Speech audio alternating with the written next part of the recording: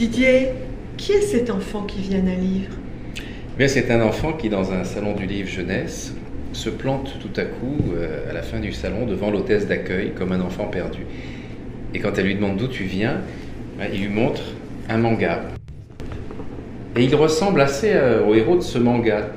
Et là, qu'il lui dit qu'il est sorti de ce manga, qu'il a pris corps dans la réalité, parce qu'il a une mission très particulière et très précise à accomplir. Il doit sauver une petite fille paralysée grâce au pouvoir d'un tableau. Alors là, l'hôtesse d'accueil, qui est une jeune comédienne au chômage, qui se dit qu'est-ce que c'est que ce zozo, en plus elle n'aime pas trop les enfants, et voilà qu'elle se retrouve responsable de ce môme sans famille, sans rien. Alors elle se dit ça doit être peut-être le fils du dessinateur, s'il ressemble tellement à ce... Ouais, elle va au stand de l'éditeur du manga, personne ne le connaît, et bref, cet enfant se fait raccompagner par l'hôtesse dans ce qu'il prétend être sa famille, la famille du dessinateur, sauf que là, personne ne le connaît.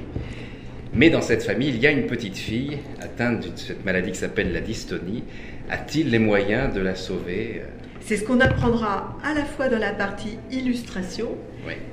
Où les taches de couleur sont des taches de couleur qui sont données par les tableaux de Seuil. Voilà. Parce que voilà l'histoire de ce livre. Ça commence donc par un jour une rencontre dans un salon du livre avec un père qui me fait signer pour sa fille un livre en me disant j'espère qu'un jour elle pourra le tenir dans ses mains. C'est ça là, c'est la réalité de ton expérience. Et il me raconte donc, il m'apprend ce qu'est la dystonie musculaire, cette maladie terrible où le cerveau envoie des messages aberrants aux muscles, il les détruit, paralyse les enfants, leur donne des douleurs terribles. Mais il y a une personne au monde qui est le professeur Koub à Montpellier qui, en implantant des électrodes dans le cerveau, supprime tous les symptômes et les enfants remarchent du jour au lendemain. Et alors je me dis on dirait un de mes romans. Donc je décide d'écrire cette histoire. Mais le romancier souvent c'est un pillard. Et là j'ai eu envie de donner à la réalité ce qu'elle m'avait inspiré. Et tous les droits de ce livre que m'a inspiré cette rencontre sont versés à l'unité du professeur Koub au CHU de Montpellier.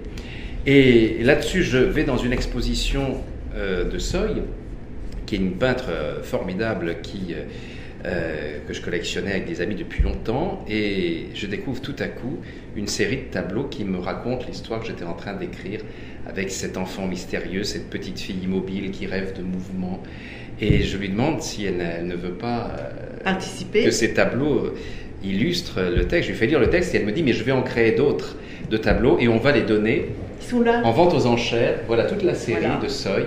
Et Seuil, qui a une cote vraiment très importante à l'étranger, a donné ces tableaux pour la vente aux enchères qui aura lieu le 26 mars à Montpellier, au musée Fabre, dirigé par Francis Briès d'Arcurial.